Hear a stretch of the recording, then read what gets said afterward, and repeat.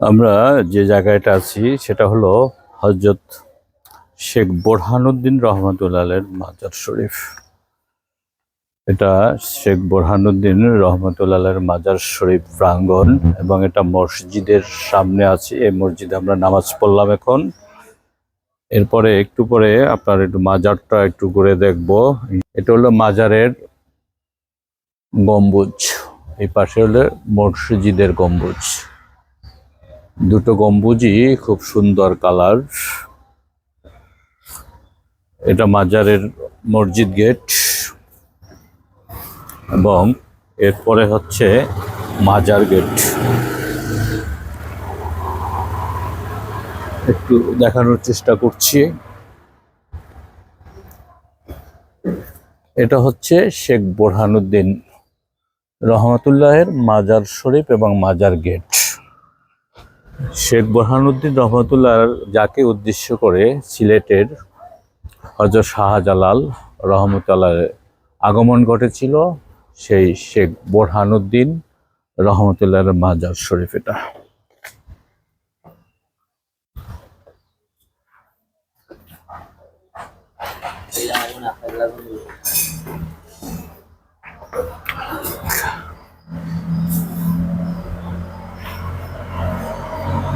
মাজারের ভিতরে যাচ্ছি।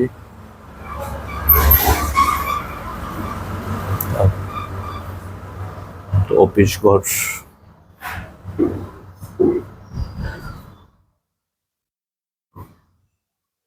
এটাই সেই সিলেটের প্রথম মুসলমান হযরত শাহ গাজী সৈয়দ বোরহানুদ্দিন রহমতুল্লাহর মাজার শরীফ।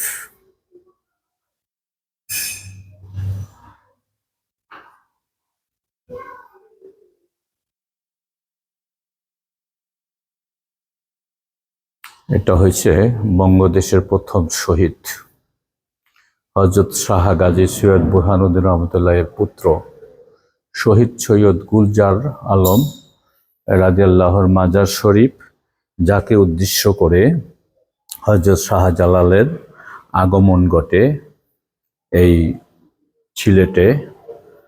হযরত বোরহানুদ্দিন রহমতুল্লাহ আলাইহি তার সন্তানের আকিকার জন্য গরু জবাহ করেছিলেন, যে কারণে তার সন্তান সৈয়দ গুলজার আলম রহমতুল্লাহকে শহীদ হতে হয় গৌরগোবিন্দ কর্তৃক। এবং গৌরগোবিন্দকে শাস্তি দিতে এবং তাকে তার রাজত্ব কেড়ে নিতেই হযরত শাহজালালের আগমন ঘটেছিল এবং সিলেটের প্রথম মুসলমান যিনি শেখ বোরহানুদ্দিন রহমতুল্লাহ আলাইহি গরু জবাহর কারণে যার সন্তানকে কতল করেছিল রাজা গৌরগোবিন্দ, পরে হযরত শাহজালাল রহমতুল্লাহের সিলেট আক্রমণের কারণে পালিয়ে যেতে বাধ্য হয় রাজা গৌরগোবিন্দ।